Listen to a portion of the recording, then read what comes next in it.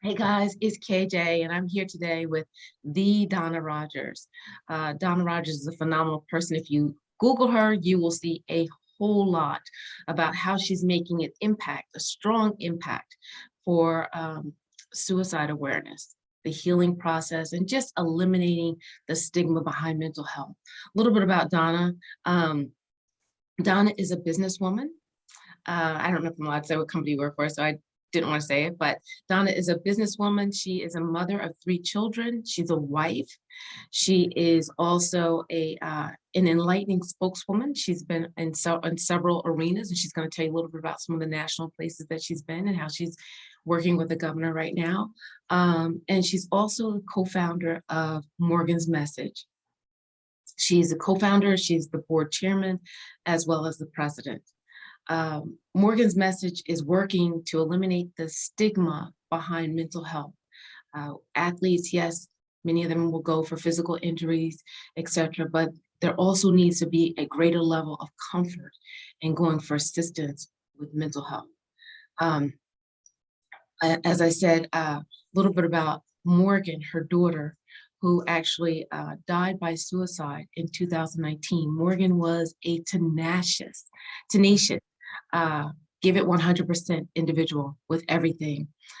She had high expectations of herself. And after a knee injury, she was at Duke playing women's lacrosse D1.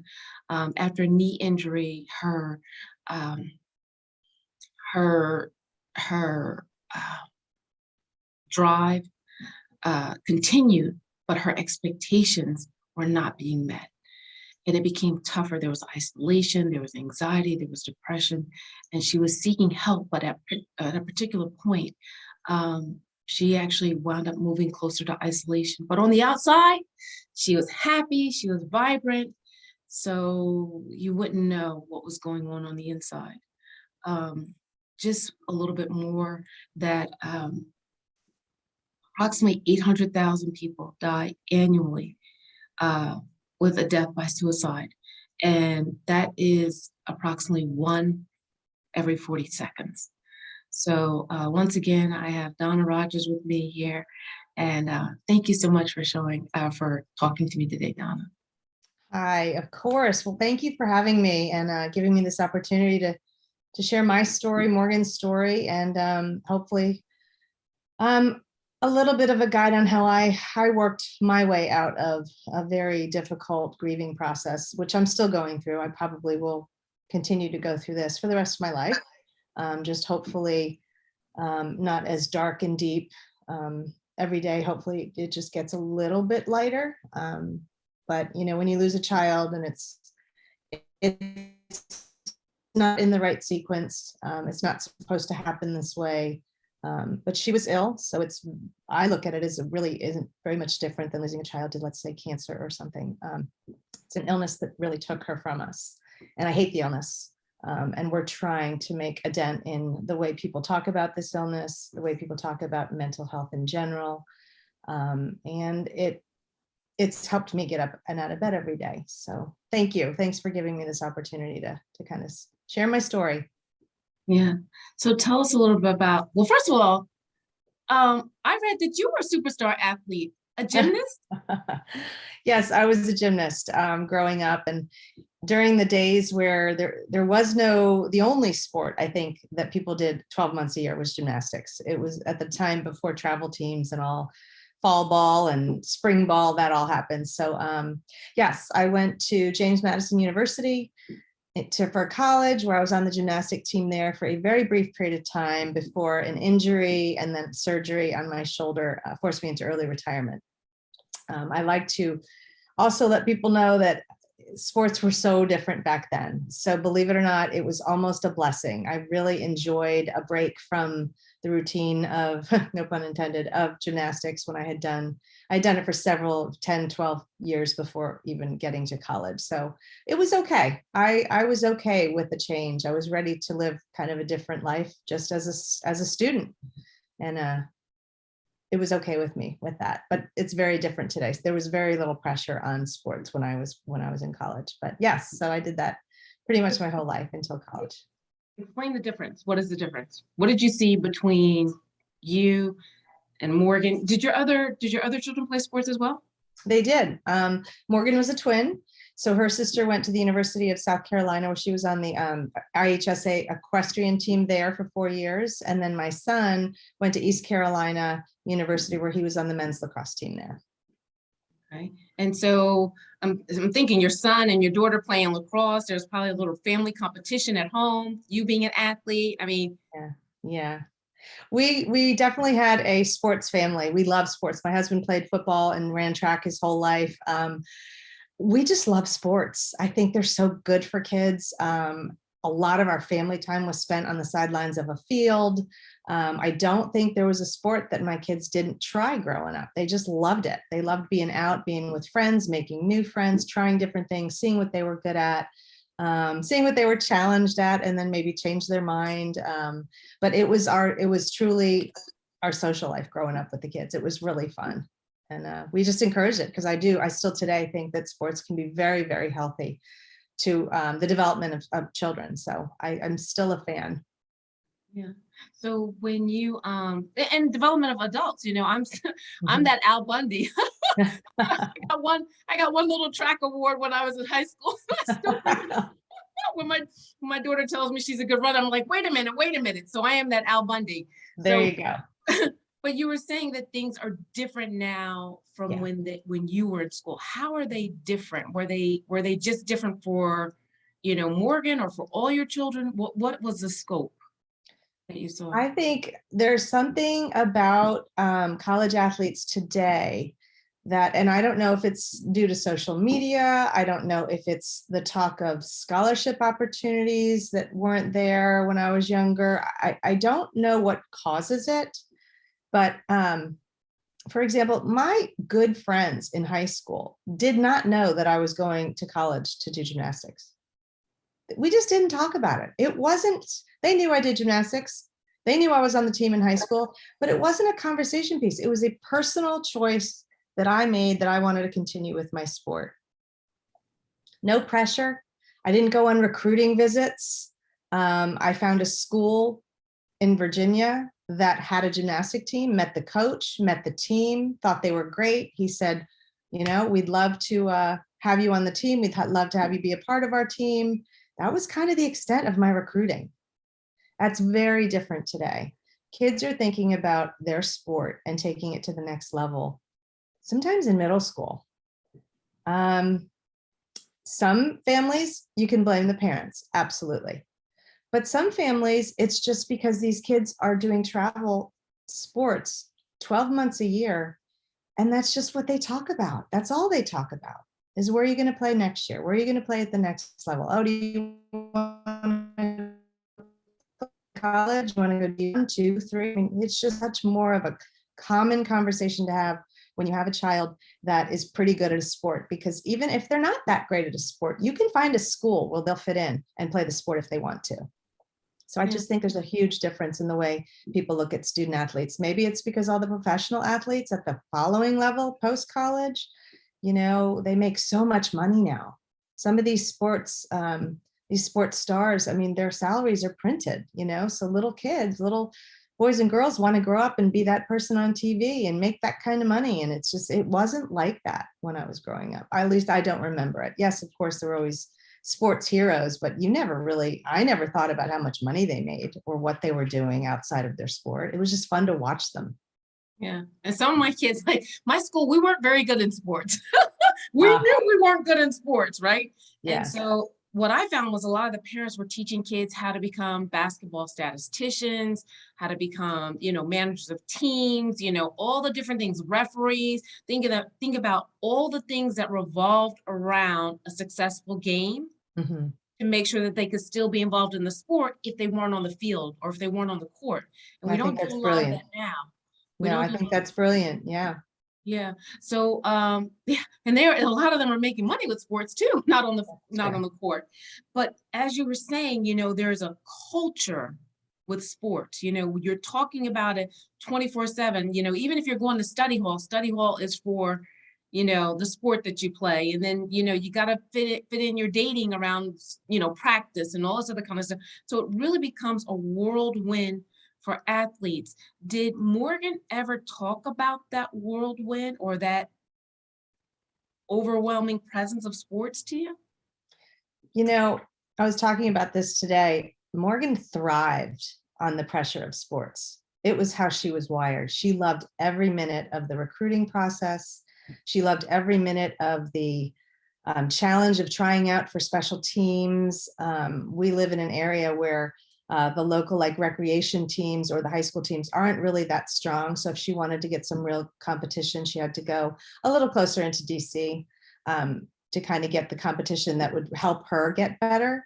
And I don't think she's alone in that. I think a lot of kids that are successful at any sport, they have a little spark to them and they really thrive on the pressure. It sounds like a bad word, but they thrive on the emotional the adrenaline, exactly.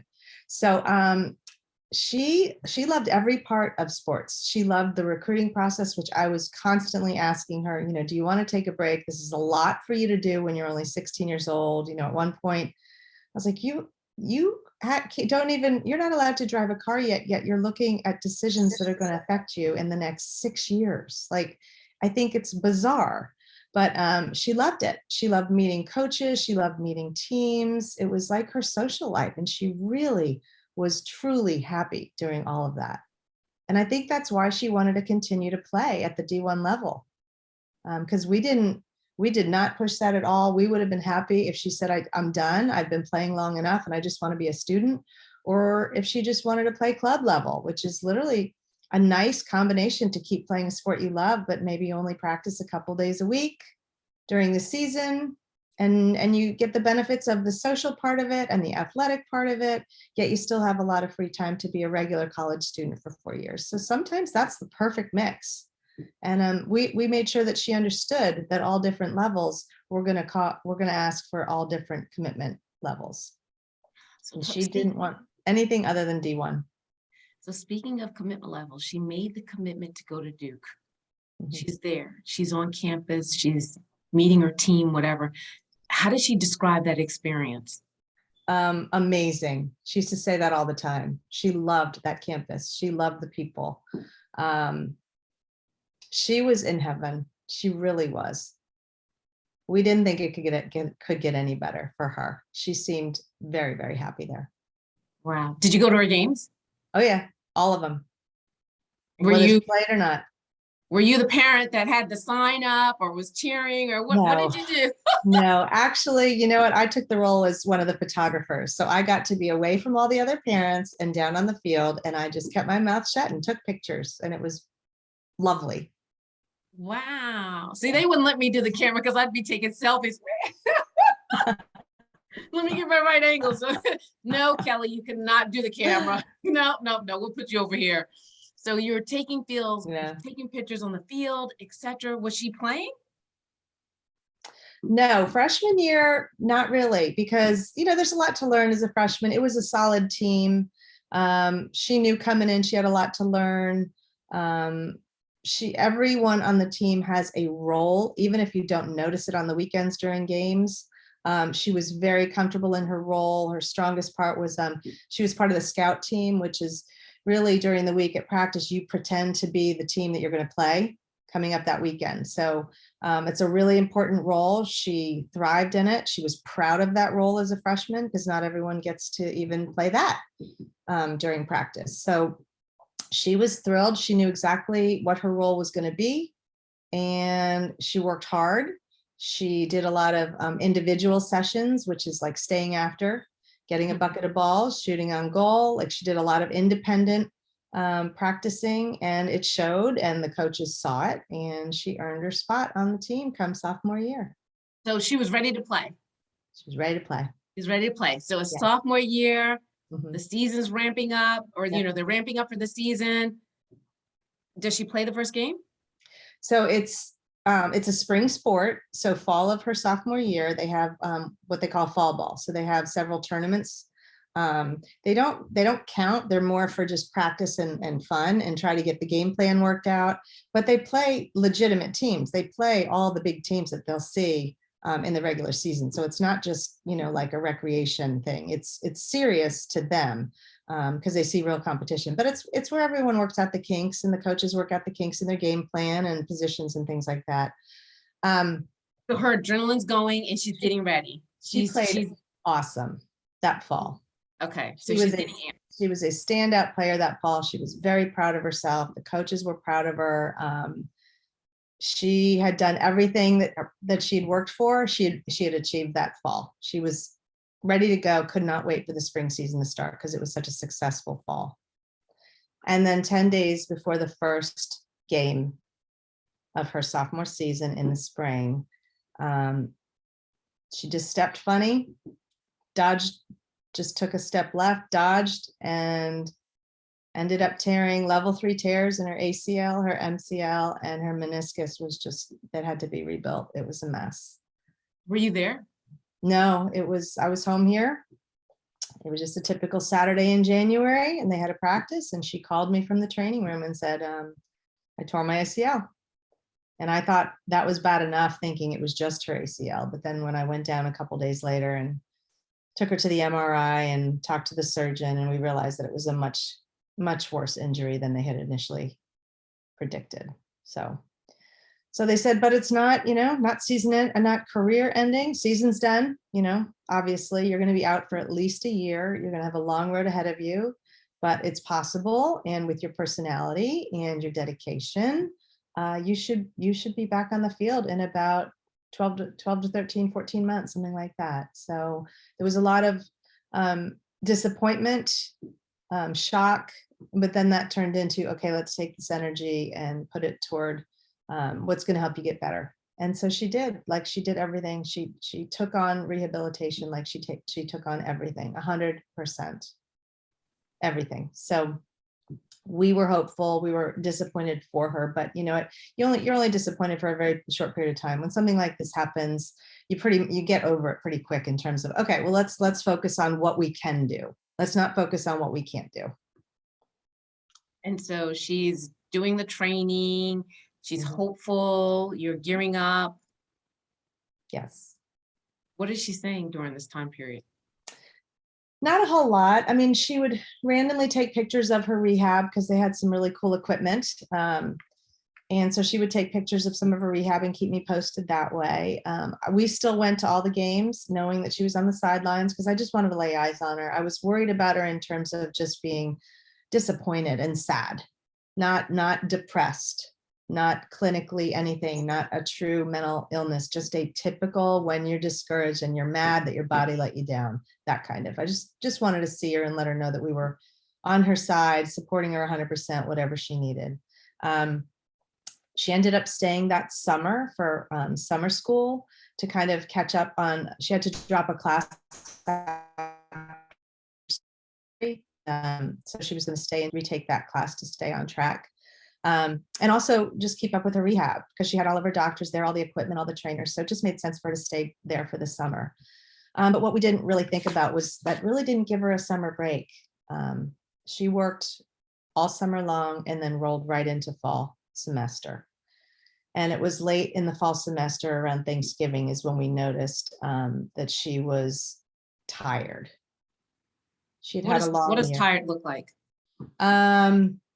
She had lost some weight. She had dark circles under her eyes. She had told me that she wasn't sleeping well. She was up really late most nights and would sleep in and not wake up till noon, things like that. I mean, she'd get up for class, but if she didn't have to get up for class, then she wouldn't. So it was little things like that. And she just seemed tired. Her whole body language had kind of shrunk a little bit. Again, it was pretty understandable. She was tired. She'd been working hard now for 9 to 10 months and nonstop with very little break between academics and athletics. So we were just really looking forward to her coming home at Christmas and maybe taking, a good month off and kind of just resting. And she seemed okay that Christmas. She came home a little thin, but we plumped her up again And when I say plump, it's just, you know, when you sleep a lot, you tend to skip meals. So she's never been a big girl, but she always has been like a gym rat. So she's always had a lot of tone, a lot of muscle, but having to cut back on that, you know, she lost some muscle mass. So she just looked a little slighter than she typically had. And so she went back to campus in January after Christmas, and we thought, okay, it's coming up on a year. Keep our fingers crossed. Let's hope she gets cleared to play. And she was not cleared to play. Her knee just wasn't to the point where it was safe to run as hard as you could. I mean, we were just afraid it was going to re-tear. It just wasn't strong enough. It hadn't healed enough. It just needed some more time. And so how much time did they say? How much time did they tell her? They couldn't at that point, you know. They were like, just keep going. What you're doing is right. But it's just, you know, they would test it and they were like, yeah, we're just not ready to clear you. And it's not safe for you to be on the field if you're not cleared. So it was basically week to week to see what would happen, which had to have been difficult too. And then that March, so the season starts in February, and in March, she's still not cleared to play and her grades are slipping. She is starting to not go to class, and that's why her grades were slipping, and which was very odd for us to hear that, because we didn't know it as it was happening. We knew it after the fact, because she called and said, I've talked it over with my coaches and we've decided that it might be a really good idea for me to take a medical leave of absence. Come home, get out of school, take a break before your grades totally drop through the floor, you know, take this semester off, come home, continue rehab at home. The coaches had suggested having some counseling to get her through, just to check in. So that was some of her requirements, was the physical part, the mental part, but come home, kind of start an early spring break and don't go back until the fall. And that was the plan. It seemed to work. She was going to counseling once or twice a week. She was doing rehab every day. She started to play again. She was picking up pickup games. She was coaching. Things seemed like they were on their way back to normal. I mean, her knee seemed good. She felt good. She back to the gym. She loved being at the gym. She was back there, started to gain some muscle mass again. You had to apply to get back in. It wasn't assumed that when your medical leave was over that you could just get back in. So she had to apply.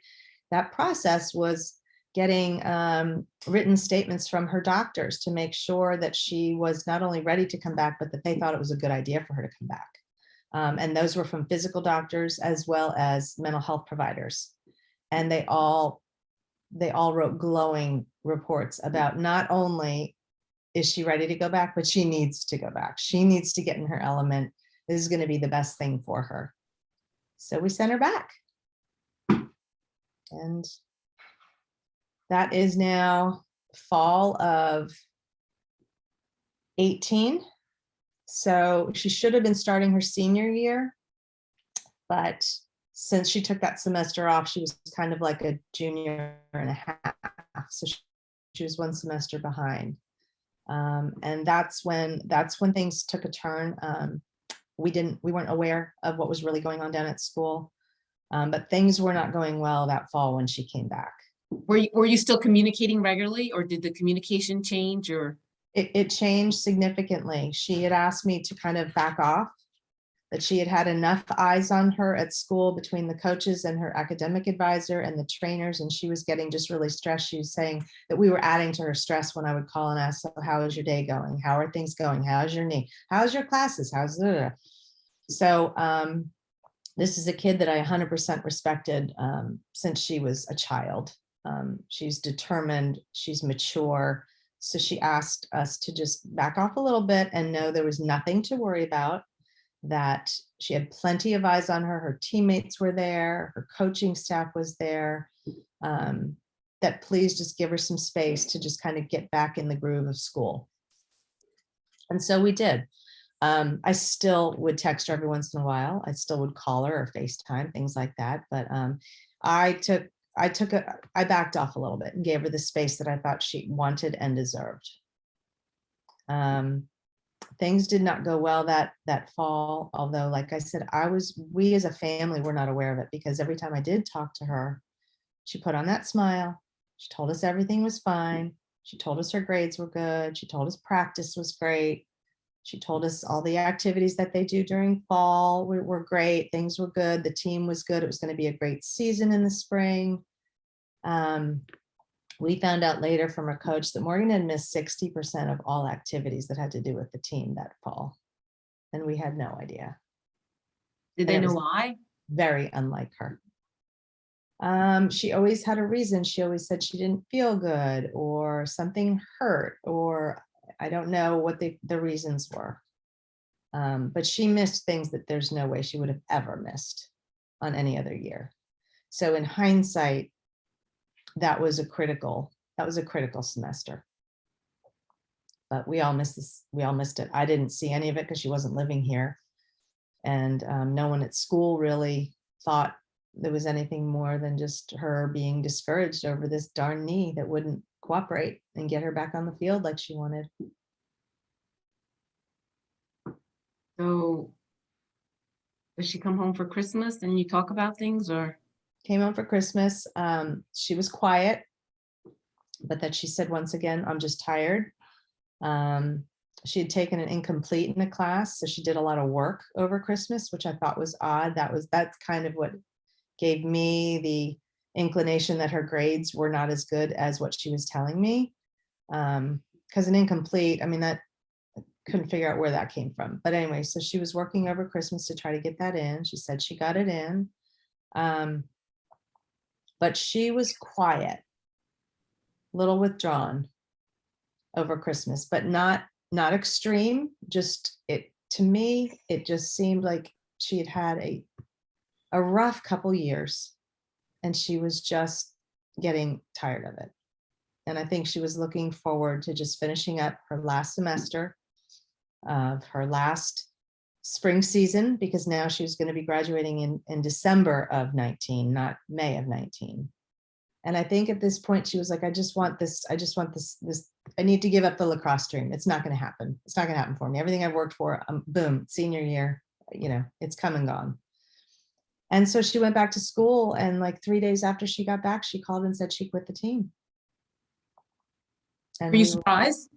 I was shocked, but at the same time, I was relieved, because I thought it's time for her to move on. It's time for her to look at the next chapter in her life and put lacrosse behind her in that capacity.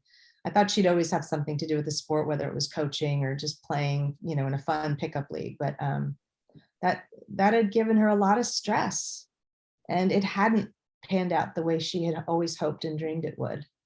So at first she had said, I'm not ready to stop playing, but I just can't play here. And so I thought, well, maybe do you want to transfer? You still have a couple years of eligibility, because she had redshirted the year that she got hurt. And this is, mind you, this is before COVID. She said, no, you know what? I'm going to stay here, and I think I want to do the club team here. Her best friend from middle school and high school travel team here in Northern Virginia was the president of the club team. We're still really good friends. They hadn't played together since high school. She was actually looking forward to it. So she played club that spring. The girls on the club team were phenomenal, so welcoming, so loving, so supportive, knowing that was really a difficult ego kill to go from the D1 team to a club team. And Morgan did it with a smile and loved every minute of it and loved the camaraderie. She fell in love with the game again. I mean, I saw it on the sideline. She was silly again. She was giggling again, and she played well. She played enough. She ran fast enough, and her skills were always sharp, because that's the only thing she really could work on when her knee was bummed. But she had a great time, and I saw it in her eyes. I saw the sparkle that was back, and she just seemed like things were good. And I've heard from several people that the last 6 months that she was alive, people were like, she's back. She's happy. She is, whatever she's doing, she's got to keep doing it, because she looks happy again. And we thought that dark chapter in her life was behind her. And so the next chapter was going to be, let's just figure out what the next 6 months are, and we'll take it a little bit as we can. Because she even said, I'm not even sure I want to go back in the fall. And we thought that was a little, okay, but why don't we chat about that over the summer? Let's not worry about 3 months from today. Let's take a break of you worrying about what your next step is. And let's just enjoy the summer.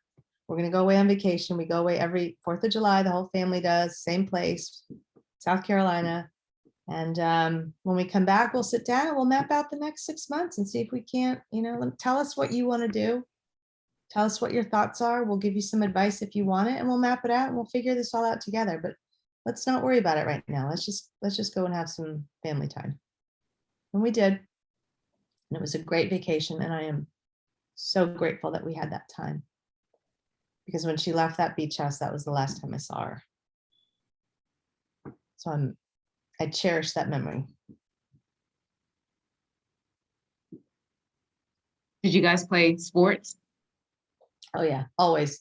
Cornhole, bocce. We rode bikes. Mostly we played in the ocean, read books. It's a true escape. We all love the beach. But you're not one of those parents that lets the kids win, right? You make them work for it. Oh, hell yeah. My girl, because like my daughter, we would race walk, and I'm like, no, I'm not going to let you win. I'm going to beat you in the race walk. You might beat me in the run, but not in the race walk. It keeps them humble. I like it. Yeah. So was she winning the sports? I mean, was she putting her all into it? Oh, she's totally competitive. Yeah. I mean, we play cards every night. We play categories, but the whole family's competitive. So it's kind of fun when we get together. But yeah, I mean, she was normal. She was happy. She was having a great week. We all were. And so then she goes back to school, or what happened Yeah. at the? So she asked to borrow my husband's truck because she had some stuff in her apartment that she still needed to get out to bring home for the summer. And her car was, just a small little coupe. So she brought home most of her clothes when she came home for the beach, but there was some, the kitchen stuff and her bed stuff, and she had a little bit of furniture. So we said, sure, take Dad's truck, and then we'll see you. I don't know, if you leave this weekend, we'll see you on Monday or Tuesday. Just keep us posted on when you're going to come home. And then Monday and Tuesday, she's like, can I stay because so-and-so's here and I want to see her and we're going out to dinner. And I was like, sure, no problem.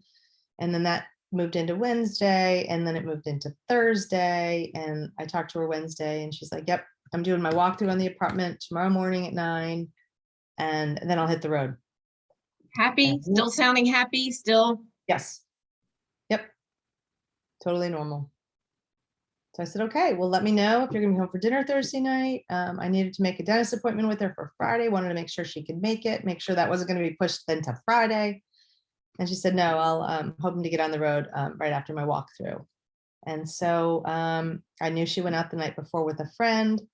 So when I texted her, I don't know, like 10, hey, are you on the road? And I didn't hear from her. It wasn't odd because I thought, well, she's probably sleeping in, and her plans changed again, which they did all the time. And just the day just dragged on, and I hadn't heard from her, and she wasn't responding to any calls. And so it was probably 9 o'clock that night where I called them. We need a well check. I know she's there. Her phone is pinging in the apartment. And they went by and they couldn't get in because it was after hours. So they had to call the superintendent. And I said, is the truck right there with the license plate, blah, blah, blah. And they said, yes. And I said, well, her phone is still pinging. So she's in there. She's inside. And so we had to wait for the superintendent to come in and open the door. What's going through your mind? I think I thought something had happened, but that we were, so I ended up just packing a bag and said, I can't do this 4 hours away. I've got to get down there because something's not right. But I was thinking, worst case, she's going to be in the hospital for a few days. Something has happened and she's going to be in the hospital. So I packed, I don't even know what I packed, threw a couple shirts and a couple pairs of shorts in. Kurt and I got in the car and we just started driving, hoping to hear from the police once they got in the apartment. And again, I was scared because I thought she's hurt and she's going to be in the hospital. And so when they called and said they got in and that she had passed. Yeah, I didn't go there really in my mind. I thought she was hurt. And your thoughts are go racing through your mind. Mhm. What if I had said this? What if I had done that? I almost went down with her to help. And she said, Mom, it's just a few things. I really, thank you, but I can do it. And I'm going to see some friends and then I'll be home. It all made sense. It all didn't seem odd. But yes, of course, you go back and it's would have, should have, could have. And then you realize that's not helpful. So then you just try to learn what happened, why it happened, and learn about the illness. At least that's what I did. I had to find out. I don't have any mental health issues, so I don't know what it feels like. But I'm determined to find out as much as I can as an outsider looking in of what it feels like. Who are you And, talking to? Who are you getting answers from? well, her therapist was very helpful because she knew Morgan and she could share conversations with me. So that was super helpful because I could kind of be a fly on the wall to their sessions. The problem is Morgan didn't open up to her about anything that she was feeling. So there wasn't a lot of that, but she did explain to me what depression looks like, what it does physiologically, just from her experience as a therapist. That helped a lot. It also helped to talk to people that have been in Morgan's position, but for one reason or another, they didn't complete the suicide. And so it was helpful to me, as hard as it was helpful to me to talk to those people and say, what were you thinking right before? Please give me a little window. What was she thinking? What could she have been thinking? What's the possibility? What are the chances? Just tell me what you were thinking before someone saved you or you saved yourself. And what are some of the responses? Well, they're all the same. They say, we are not thinking about how much this is going to hurt my mother or my friends or anyone. The only thing they're thinking about is that this will take away my pain. They're not thinking logically. This illness lies to you. This illness tells you things that are not true. It skews your perception. It tells you you're a burden. It tells you that you're not supposed to talk about this because people will judge you. It tells you that you're alone and tells you that no one's going to understand. And it tells you that this is really the most logical way to end your pain. And it just makes sense. And this is the right thing to do. That's what it tells you. And once you do it, there will be no more pain. Yep. I had a student tell me that one time that she said, we have to do world peace, we have to do race relations, we have to do all these different things. It's just too much. Mhm. But I know that if I die, I don't have to worry about it anymore. And I was like, oh my God. Mhm. And she's like, Miss Jones, me and my friends talk about this all the time. Mm. And the scary thing is I think that we as adults don't get it because we were raised, put your big girl pants on or stick your chest out and stop complaining. Mhm. But we have raised a generation of empaths. These are the ones that want to help save the world. These are the ones that want to help, feed the homeless. And Right. if you have that type of empathy, Mhm. you can't expect them to all of a sudden just, Yeah. become hold or hardened to certain situations. I mean, it's a different egg. It's an impressive generation. It really is. Super smart. They're so smart and they care so much, like you said. They care about things that didn't even cross my mind when I was their age. They're just more worldly. They know what's going on. They know what matters. They're an amazing generation. They care and they're accepting. Mm-hmm. So yeah, they're inclusive. It's just, yeah, it's very powerful. Mm-hmm. So after you talk to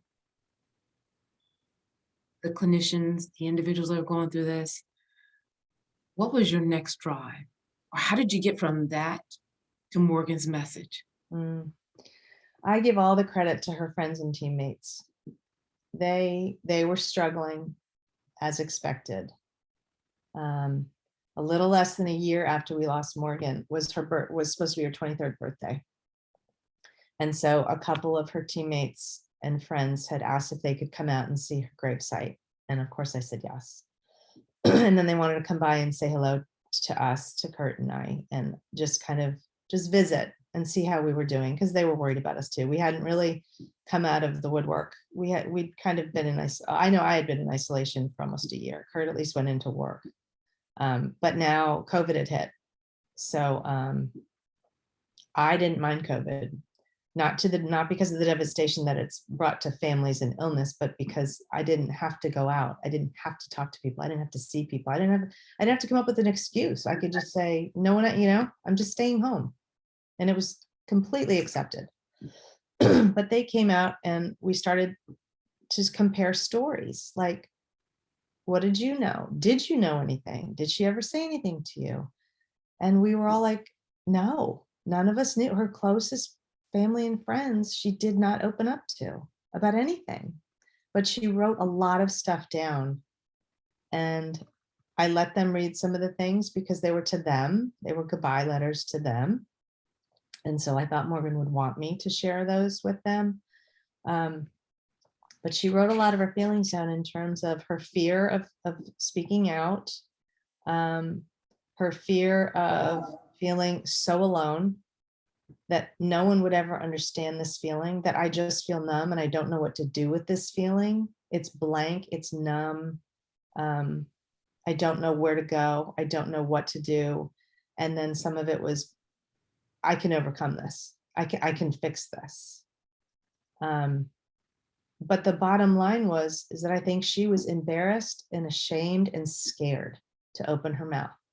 And that is a direct reason based on the stigma surrounding mental health.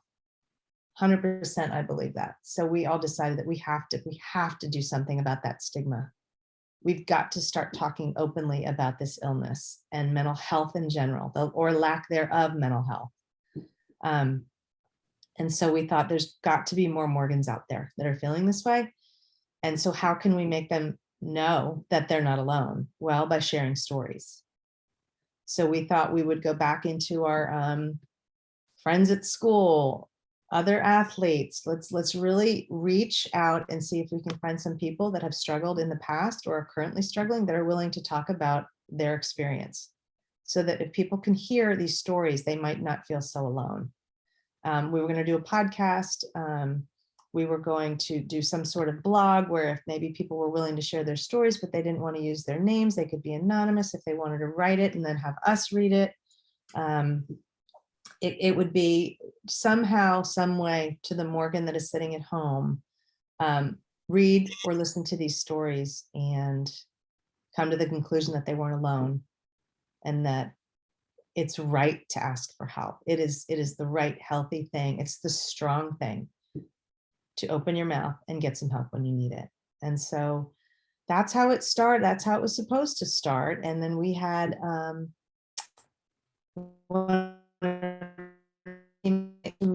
called and I want to talk about this on Duke University's campus. I want to talk about mental health. Can you support me? Can you give me any ideas of how we can make this happen? I want to get groups together and talk about this stuff among the athletes. And I was like, well, yeah, this is brilliant, actually. And then like a week later, we heard from a Syracuse University student athlete with the same thing. And I thought, I think we're onto something here. I think what we need to do is we need to have chapters on every campus in the country. I think we need to start an education program where we can educate these kids on how to have healthy conversations about this topic, but more importantly, encourage them to have any conversations about this topic in a very safe space. It's 100% peer-to-peer driven. There are some adults, coaches, professors, teachers, because it's at the high school and college level, but they're in a support role only. They're there to support these groups, but these are led by student leaders, student ambassadors that want to hold monthly meetings on their campus to talk about different mental health topics and leave the door open for anyone that wants to listen, join, or contribute. whatever it works, or however it works for each campus. Each campus might look a little different. That's totally fine. And we just give them the support with that. We provide them with presentations if they need it. We provide them with topics if they need them. We give them suggestions on how to form a meeting, how to get them going. One of the most important things we teach them is that they are not mental health professionals. They should never take on that role. That's not what this is all about. You are there to support your friends and let them know that if they would like to talk about their mental health, that that's okay, and that you'll listen. Teach others how to be good listeners, teach others how to start talking about this topic so that it's not so hard to talk about this topic, and just keep going in that direction. So we have found it's been incredibly powerful. These kids really want to talk about this stuff. They just didn't know where to start. They didn't know where they could do it in a safe place. And so I feel like we gave them an opportunity to do this, and it's working. I mean, we hear a lot of really great feedback. We've got a lot of work to do. I think my husband said it the best one time. He's like, I'd love to shut this whole program down because we don't need it anymore. I read in your in the bio where it said your goal is to eliminate the Yes. stigma of mental health. Yeah. I listened to, or I attended the NCAA conference last January and this January. And last January, they were just talking about the stark increase in, mental health challenges and anxiety for student Mhm. athletes. Right. This year, I heard them say, I heard two things, two powerful things. This year, I heard one, the mentioning of peer-to-peer support, because the highest, the greatest time for suicide is between midnight and 4 a.m. The greatest time for depression is like 6 o'clock in the morning before work. And what they were saying is the kids were calling, or the students were calling at 12, 1 o'clock at night. And when you have a wife and kids and stuff like that, you can take one call, two calls. But when you've got 5 and 6 kids calling, athletes, coaches have athletes Right. calling at that time, a period, it can become a lot. So they implemented the peer program, maybe your program at a lot of schools, and they've seen the number of calls and the number of crises start to really decline. That's The, awesome. the other thing is Bowling Green was mentioning that they have a life coach on staff, because if you go to a psychologist, psychiatrist, you have to get a diagnosis, and that's Right. automatically within that mental health stigma realm. Mhm. So they use a lot of their athletes go to life coaches That's great. and peer support, because it's the communication, it's making sure that kids feel like they have a safe space. There we go. Yes. Yes. Exactly. Exactly. Safe space. What have you seen? What has been the aha moment that things were working? I know you mentioned the Syracuse and the please forgive me, Syracuse and Duke.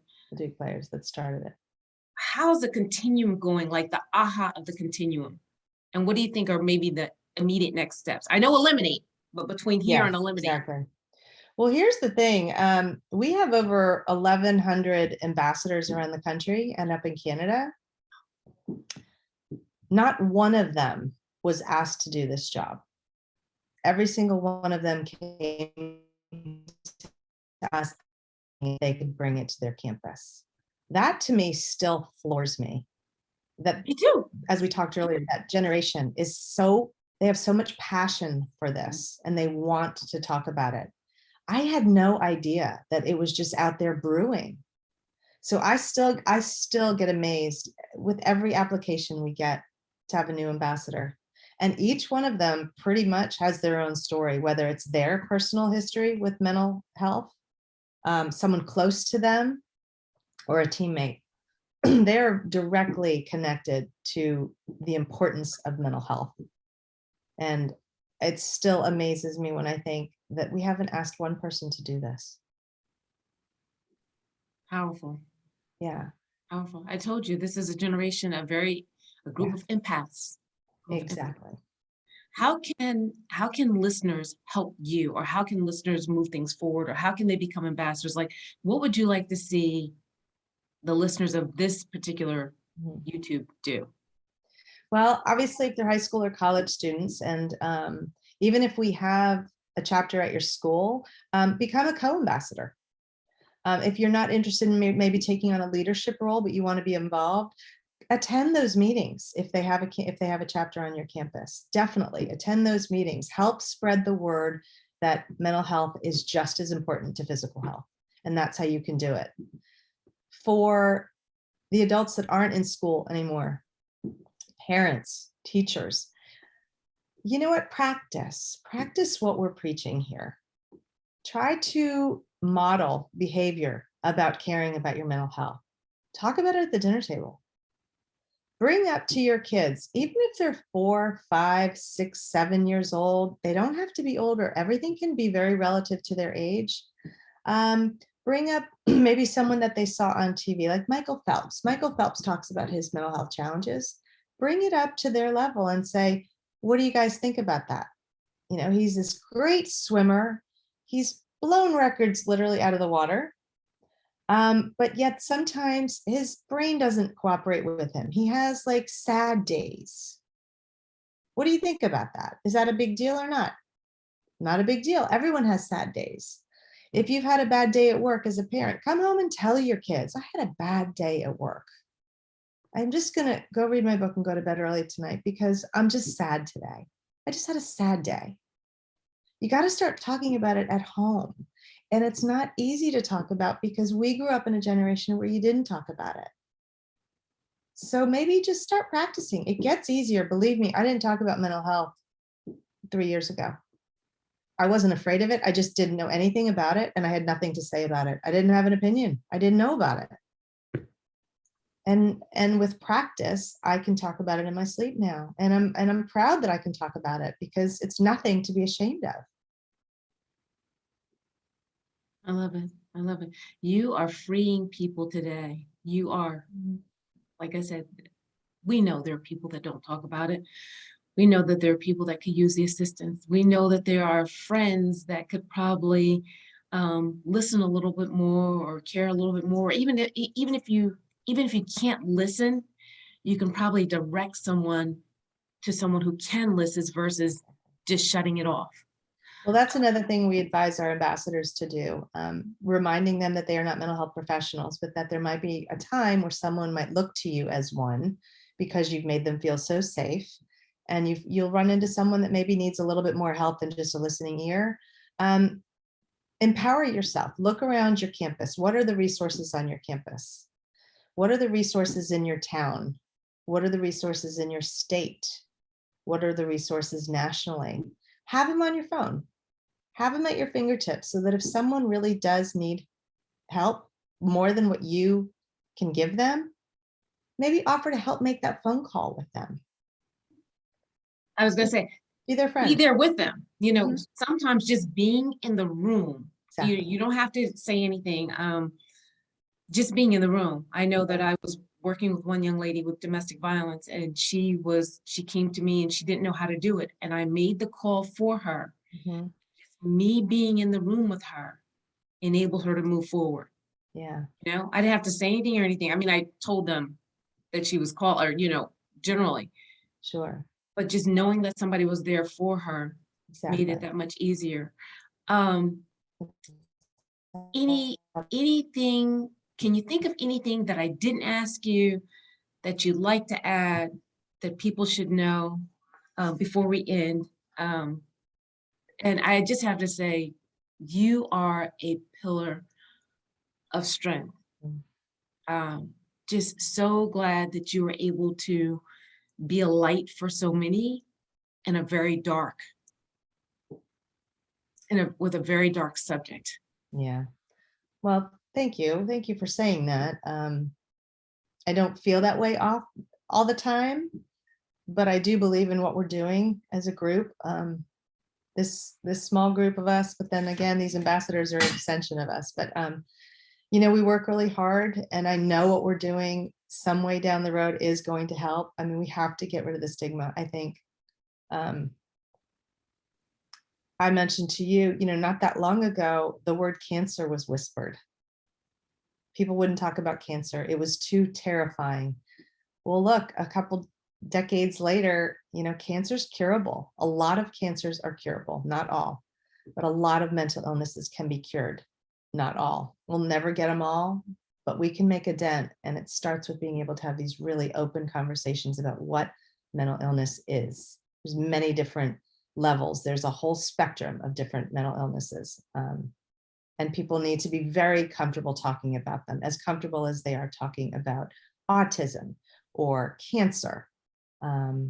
We just have to get to that point, and it's going to take everyone to try. So I often mention this. I should know exactly the name, but there was a clinical study done on PTSD at Duke University, and it was with Vietnam veterans. And 50% of the individuals lost their diagnosis in 6 weeks just through cognitive behavioral therapy. If you Google it, guys, I'll try to put in the link, but there's a physician at Duke who actually was able to do this. Like I said, cognitive behavioral therapy. It was either 6 or 12 weeks. I don't want to misquote. I think it was 6 weeks, 6 or 12 weeks, but 50% of the individuals completely lost their diagnosis of PTSD. wow. And that's because A, there was an acknowledgement that there was a mental health challenge, but B, they were able to get to the right resource to address the mental health challenge. So it's kind of twofold. One, you have to acknowledge that there's a challenge or ask for help. But then two, once again, getting you to the right resource, whatever it may be, to make sure that you're able to live the best quality life, your best quality life. Right. Well, Donna, once again, like I said, you are phenomenal. Kurt, thank you. Kurt, thank you for letting Donna help us. Thank you for allowing her to give up a lot of her time to make sure that more people, many, many more people have hope and options. Well, thanks for what you're doing and putting stuff like this out there, because people are listening. Millions. Remember our inside joke? That's right. Millions of people are listening worldwide. I told Donna I curled my hair really quickly. I curled my hair differently today, so I was going to be very conscious during the video. And I said, only millions of people are going to be looking at my hair today. So you look fabulous. Well, once again, Donna, thank you so much for everything. You are absolutely beautiful. Oh, thank you, and thanks so much for what you're doing. Keep me posted. I will.